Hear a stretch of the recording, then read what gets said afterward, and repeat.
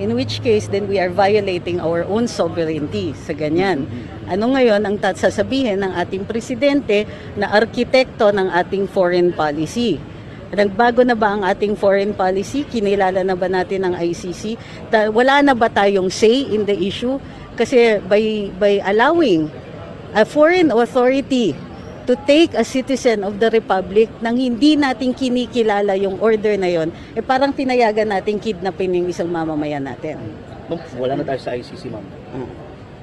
Pero mukhang nakikipag-usap ang gobyerno sa ICC. Ano pong pananaw niyo dito? Sinungaling yung presidente natin. Bakit tayo nakikipag-usap? Kala ko ba wala ng jurisdiction? Kala ko ba hindi na natin kinikilala? Nag-withdraw tayo sa Rome Statute, matagal na. In existence na yung policy na yon. Kinakausap nila to what end? Kung hindi nila papayagan na at least man lang dumaan sa hukuman itong warrant of arrest na, alleged warrant of arrest na ito, then nagsinungaling sa atin ng Pangulo. Kasi walang kalaban-laban niyang isusuko ang isang mamamayan, isang citizen ng Republika ng Pilipinas, nang wala man lang pagkikilala sa batas ng Pilipinas.